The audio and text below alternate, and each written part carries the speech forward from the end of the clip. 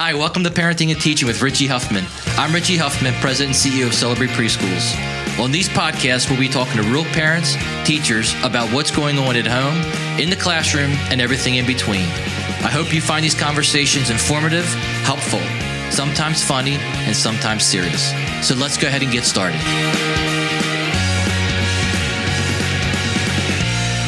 Hey, I'm Richie. This is Allie. And today we're with Mackenzie Irvin with Special Olympics running the Young Athletes Program. So welcome. Hi guys, thanks for having me. Got it. So what's going on at Special Olympics? I know we've kind of all heard of Special Olympics. I know as I was growing up, it was always like more of a volunteer type event for us. So it sounds like it's really moving in a new direction, maybe? Definitely. What's not going on in Special Olympics, I feel like, is the better question. Some things so we have programming every single day of the year, whether it's through competitions, state level competitions, regional level, local level. We have our athlete leadership. So it's an opportunity for athletes to come in and be able to have some skills acquired for public speaking, being advocates, whether that's on Capitol Hill or down in Annapolis. We have our Young Athletes Program, which is the program I oversee and I'm very biased on. But yeah. So are we. Yeah. But Special Olympics, it's growing. It's we call it the inclusive revolution. Everything that we do from early on in our Young Athletes Program all the way to our oldest athlete is 82, and she does powerlifting. Wow. So everything that we do is inclusive at its core, and we really try to hit upon every aspect of an athlete's life or a unified partner's life. It's very holistic in our approach, and we pride ourselves in that while also having our mission of being able to offer Olympic-type sports. So yeah, that's... Break it down for us a little bit, because you talked a lot in there, different variety of ages, right? You said an 82-year-old all the way down to, how old could our youngest... So we usually service starting at 2, but we also will, within Young Athletes, it's a very family-oriented program, so you'll see a lot of siblings come. Some of those siblings can be anywhere from 3 months old. I have a family that I was able to watch Emily be in the stomach, then out of the mother, and now is crawling and walking and participating in Young Athletes. So she is obviously a part of our program, but she is 18 months rather than 2. So we really have everyone involved, whether it's from the youngest to the oldest. It's a very family-oriented program and organization at Special Olympics. I know we'll get to your part of the Young Athletes, but you also spoke in there a little bit about, you said, a leadership program. Yeah, so we really have put in a heightened focus, and Maryland prides ourselves on it, that we are one of the only chapters of a local state level organization for Special Olympics that really emphasizes athlete leadership. So it's athlete leadership program, so it can be anything from taking a global messenger course, which gives you the introduction and the skills to be able to do a public speaking role. Every time at our state level competitions, we have a opening ceremony, so you have an MC, and it's being able to have a global messenger be able to be an MC. Like I touched upon, we have Capitol Hill Day that usually is in March, and then we have Annapolis Day, which is in May, where athletes are able to go and advocate for themselves on and behalf of themselves, which is just amazing. And it's equipping them with those skills to be able to, we can talk all about Special Olympics and I can eat, breathe, and live it. But our athletes are the ones who, when you talk to them, you're sold. Yeah. How does Special Olympics break down a little bit then, if we can backtrack? Because we're going to dive a little bit deeper into the Young Athletes Program, because we're here at Celebrate, which is a preschool, and we're at the Maryland level here, but we do have listeners that are outside of the state too. So can you kind of just quickly break down for our listeners what Special Olympics is, how does it look globally and then nationally? Yeah, so globally we are headquartered in Washington, D.C. Timothy Shriver is our chairman and CEO. His mother, Eunice Kennedy Shriver, was the founder of Special Olympics. She actually founded it out of her backyard in Chevy Chase. So it's really amazing because Maryland is essentially the home of Special Olympics. Wow. We're celebrating our 50th anniversary this coming year. And so she saw some people don't really know the background of the Kennedy family, but one of their siblings, Rosemary, had an intellectual disability, and it was at a time where, there was so much stigma, and she was actually institutionalized, and she, didn't know how to deal with it, right? Yeah, the parents didn't. Yeah. The parents didn't know, and there was a lot of, they had a lot of publicity on them, and they had a lot of standards that they had to meet, and it was unfortunate, but Eunice became a champion for her sister, and advocated on behalf, and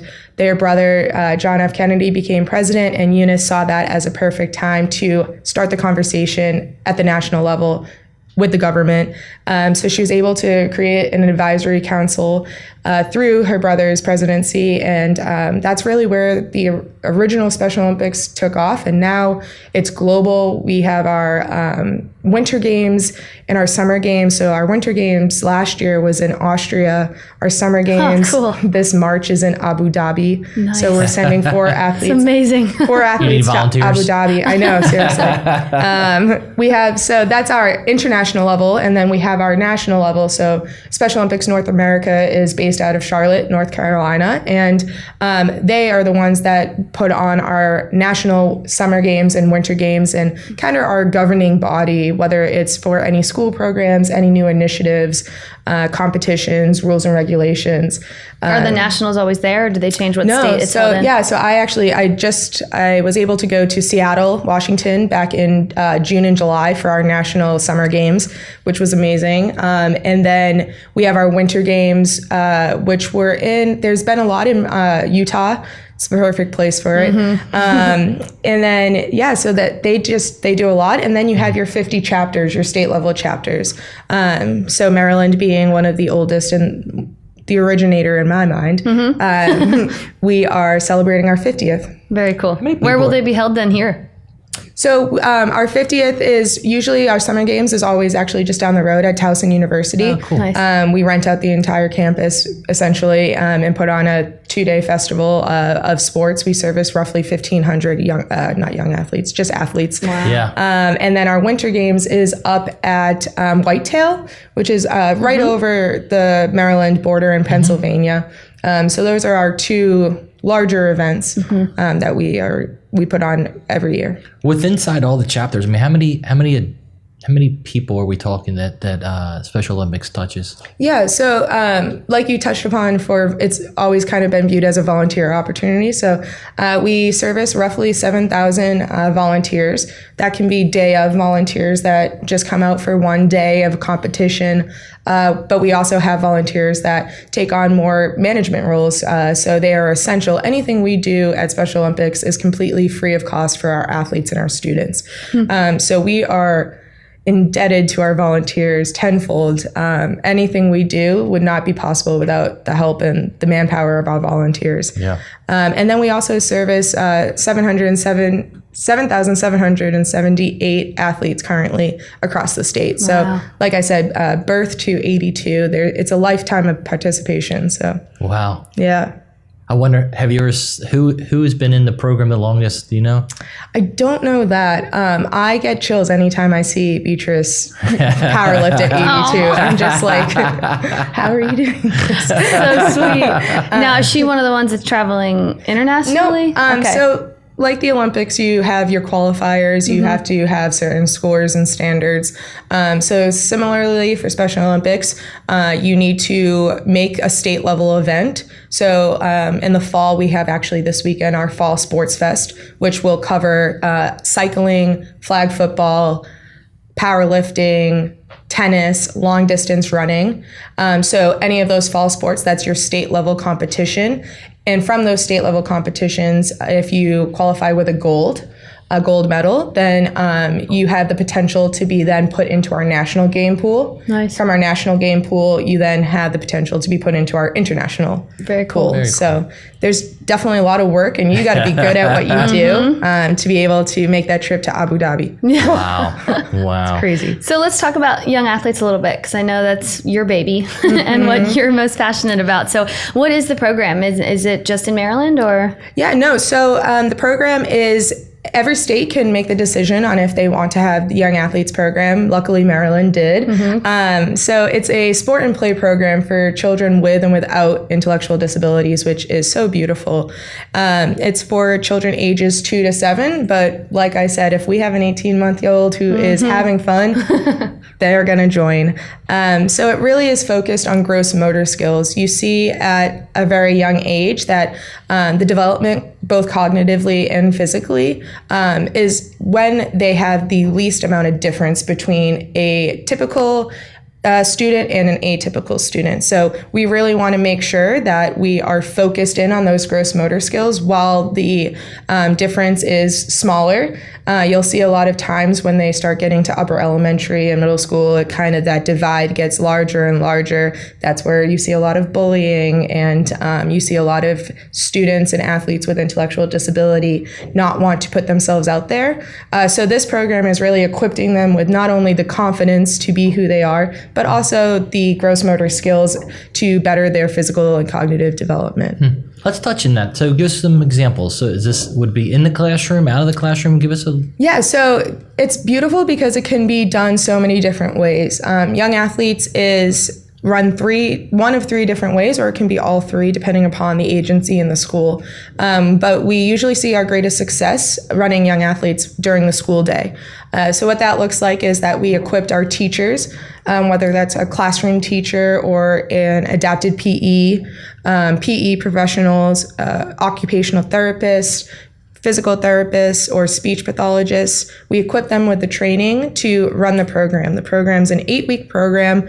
We are able to provide them with curriculum based off the Maryland State Department of Education standards, and we are able to just see the program take off within the school day. So it's really promoting kindergarten readiness, but also promoting movement breaks. You see so many students thrive after they are able to get their energy out in a positive way that allows them to then be able to sit down and get back into a school, more focused and structured setting. We also can run Young Athletes in the community. So right now we have 6 counties within Maryland that meet every Saturday. Sometimes they meet on a Wednesday night, and they have an hour-long practice. So that's another opportunity for parents who might have a child with an intellectual disability to have that same experience as a typical child, being able to bring orange slices to practice, and being able to just really take pride in their children's ability, not their disability. Then we also equipped our parents with a at-home program. So being able to do what their child is having serviced in schools and in the community, being able to reinforce that in the home. Everything that we do is we want to make sure that we equipped everyone who has Young Athletes with the knowledge that will allow not only them to succeed as implementers, but also the child to succeed as a young athlete. I think the beauty of the program is it's not success driven. It's a program that meets the child where they're at, which is so beautiful. And all types of children, right? Yeah, all types. Yeah. I always like to even say, I was a collegiate athlete and I went to my JV softball tryout throwing with the same foot that I step with, which is fundamentally so wrong. And I was so embarrassed and I didn't go back and I switched sports. I played lacrosse after, and that's something that I could have benefited from this program by having a heightened focus on gross motor skills. But because, I was a typical developing child, it just was something that kind of got overlooked, and it was really embarrassing. Yeah, I think it's important. I know the first time I met you, we talked a little bit that people think special needs and disabilities immediately when they hear Special Olympics. And Young Athletes, I think, is doing a great job at kind of taking away that stigma that it's for all kids and it's inclusive. And I think that's important to touch on. Definitely. Yeah. Now, I know we hear a lot about gross motor skills. What exactly are you talking about? What do you mean gross motor? Yeah, so gross motor skills are the motor skills that are able to aid a child in being able to be physically independent. So motor skills are divided into 2 groups. You have your fine motor skills. So that's a lot of, even on the tour today, we saw some students using scissors. So that is a fine motor skill, being able to master the use of scissors, which can be so scary with pre-Ks. So those are, your tiny, being able to have a finer grasp. It can be grip. It can be anything from control. But then you have your gross motor skills. So that's your larger muscles in your body that are able to help you be able to run, walk, crawl, being able to have a core that is strong enough to support your whole body, to be able, having your neck be able to support your head, being able to activate all of those muscles so that you have a physically developing, body and such. So all the things we take for granted, right? So much, yeah. I mean, it's amazing too. Like when you see, younger children try to skip. Yeah. Oh my gosh, so many skinned knees. Hard skill. Yes, but it is, and so many people just think that that's innate within us. It's not. No. That is something that you practice and you perfect. So you don't come out naturally skipping. No. Right? Yeah. It's odd. But so many people think that you do, and it's like no. And that's definitely not a disability thing. Yeah. That is all little kids. That is a hard skill. If you do come out skipping, you are talented. We should sign you up to be like Usain Bolt's class. training partner or something. So skipping's a funny example, but what are some things parents can do at home? Because I know this is a program that we can get the parents involved in, but if they have a student that they are listening to this podcast and they know that their kid needs some help with some things, what are some cheap items you might have laying around your house where you can practice gross motor skills and make sure this is a priority? Yeah, so I think that the biggest thing is being aware of your child's development. Whether, every child develops at a different rate. So not being able to compare to another child, whether that's in the school setting or at a practice or anything like that, being able to really be unique with your child and remember that success comes at different rates. It comes in different perspectives. But if you do notice some things that your child is just not being able to master, then that's when you really do need to be self-aware and take it upon yourself to visit your pediatrician, be able to kind of research on your own. But some things that are great at home is we have equipment that Young Athletes is able to provide, but being able to use a towel, a rod of a towel dispenser that you can use as a stick, or that you can then put on top of 2 plastic water bottles and create something to step over. Your stairs are a perfect example of being able to promote balance and independence, being able to go up the stairs independently using a banister, down the stairs independently. Being able to go outside and just hop in the grass is something great. Chalk is amazing. Chalk can be used for creating hopscotch, which does balance, it does hopping and jumping, it does running, it does walking. There's all of those gross motor skills that you just hit just by doing hopscotch. And then when you want to do some more developmental things, being able to pick up a soccer ball, a basketball, any type of ball, a tennis ball, a bicycle, being able to engage your quads and your hamstring. All of these things are just so, your house is a playground. And just being able to kind of find ways to be creative, it really does come easily when you change your perspective and look for it. I'm just sitting here laughing, thinking, when is the last time I've seen children playing hopscotch? And then I'll think, does Al even know what hopscotch is? Of course I do. But Kids even still like that. They play that at school. Do they? Yeah. Okay. I always had chalk in my classroom. You're right. You can do anything with it. I mean, from drawing lines to jump over and writing Balance letters beams. and exactly. Walking on thin lines or thick lines or jumping into circles, and maybe not the hopscotch. What you're thinking of is probably toss the rock and jump to that number. I actually don't know the real rules of that hopscotch, game. isn't it? Yeah, but Okay. I think a lot of times kids just do the numbers and they just jump through it. Oh, yeah, okay. definitely. 1, 2, That's 1, what I 2, did. 1, 2. Yeah, same. The rock game is a little more structured, if you will. I don't know. Does anybody know the rules of that? If we go outside, the we rock. would fail at playing. Well, I know. Well, your point is even that is kind of going to the wayside. I mean, even riding are kids even riding bicycles anymore? It's kind of, you don't really see that anymore. I hope they are. I mean, you have seen this shift to electronics and which is so great. There's been so many advancements, and it's given life to a lot of people who might not have had some accessibility. But at the same time, I think, young athletes, we're really trying to promote that life of, active play, healthy lifestyles, get out, get outside.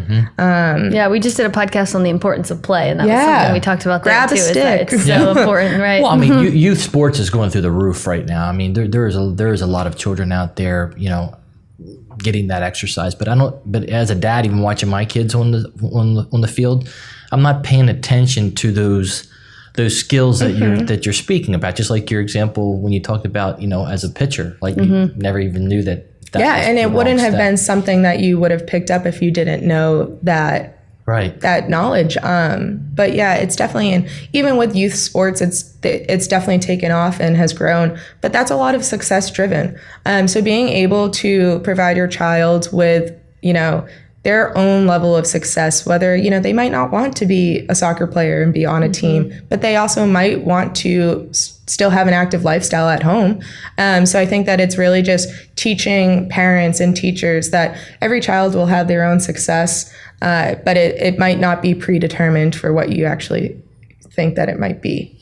Yeah, I remember talking to you before, and I keep thinking about something you told me. We talked about throwing a ball, and I was at a baby shower this weekend, and she had gotten this like plush football, and I threw it to one of the 3-year-olds who I knew, and he hugged it. Yep. And I thought of you this weekend because you told me that that's not an appropriate way to catch a ball. Yeah. And I actually cheered for him. I was like, oh my gosh, Dylan, good job. Right. And then I was like, no, that's actually not right to catch it like that. So touch on that a little bit, because I think that's important, because I was a teacher and I would see that, and I jumped up and down for that little 3-year-old this weekend, but I probably maybe shouldn't have. I could have jumped up and down, but I also think that there's something to say for how I could have worked with him to catch it better, or how teachers and parents can, because maybe a ball is not the best place to start with our little ones who are struggling, right? Yeah, so I really find it interesting. So a lot of people don't know, there's a difference between a plush football and a beach volleyball.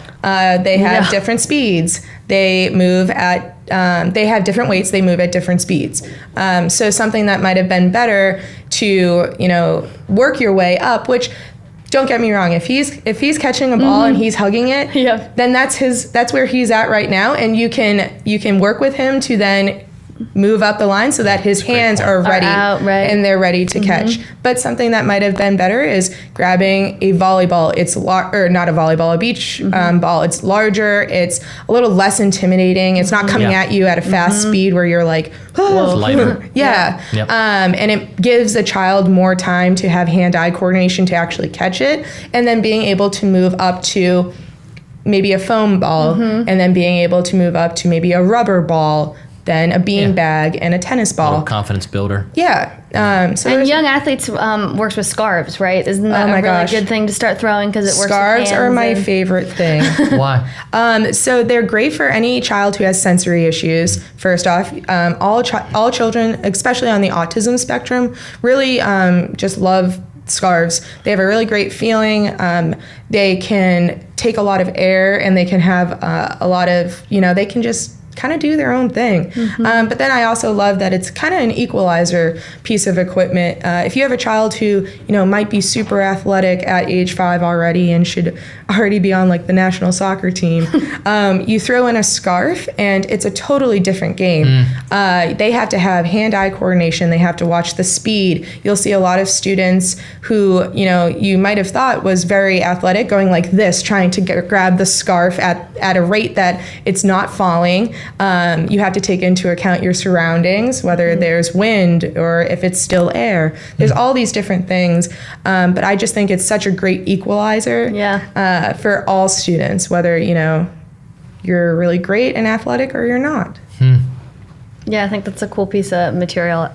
And they're also really bright. The ones you guys have are all different kinds of rainbow colors, and I think they're fun. And I like what you said about having a really high athlete who's awesome at so many things. It's still fun. It's different. Like, how many times you throw in scarves? You always think of grabbing a ball. I think it's such a cool piece of equipment to include. When you say throw a scarf and catch it with your head. Right. That's such a different Right. skill Yeah, that they're when like, they're running I've never around caught thinking. anything with my head. Okay, I'll do this. So Yeah. it's a challenge. Yeah. It's like but it's a new one. It's like Rocky chasing the chicken. Right? Whole different mindset, right? Yeah. It's like Yeah. that wasn't.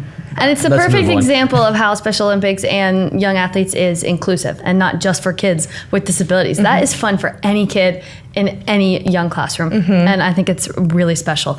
But kind of moving forward for people who are listening or parents and teachers out there who want to understand more about gross motor skills or even the Young Athletes program, are there recommendations that you have for places, websites, books, Facebook groups that you can recommend to our listeners so that they have some resources? Yeah, so something that Google is amazing. You can literally Google gross motor skills and you'll be able to have the milestones that they're supposed to hit, or a typically developing child is supposed to hit. There's so many books on Amazon that are bright, they're fun.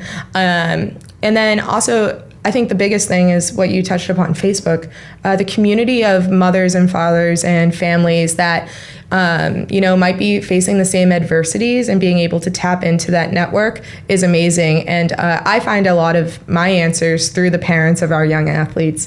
I will literally go up to them and say, hey, I'm in need of this. And they're like, oh, go type it on Facebook. And I'm like, okay. Thank you. But then we also have our website that has all of our curriculum and such on Special Olympics Maryland. So somd.org/compete/young-athletes. So Now, what about our listeners that want to help volunteer? Because you said that volunteer is such a big part of the organization. yeah, so we are always looking for volunteers, whether it's young athletes or it can be any of our 24 sports that we offer. And all of that is found on our website, www.somd.org. Okay. And the big event coming up, you said, for... So we have Saturday is our 2018 Fall Sports Festival at Mount St. Mary's University. Okay. And one of your biggest events of the year is the Polar Plunge, correct? Polar Plunge, which is right around the corner too. Yeah. Yeah, you guys caught us in a good time. Like I said, we are always going. So yeah, our Polar Plunge, that is the last weekend of January down at Sandy Point Park in Annapolis. It is a fun time. We'll be there. And are you still taking volunteers for that? Definitely. Awesome. We are always looking. And if you can't volunteer, join the fun. Yeah. Jump Yeah. into the That's what I was thinking. Chesapeake Bay. Celebrate will be there. Awesome. Well, thank you so much for joining us today, Mackenzie. Love talking to you, and I know our listeners can take away a lot from this. Thank you. It's been a pleasure. Thank you for joining us today on Parenting and Teaching with Richie Huffman. Thanks for tuning in, and remember, childhood only comes this way but once. For more information, head on over to richiehuffman.com. I'm Richie, And I'm Allie. and we look forward to seeing you again on another podcast.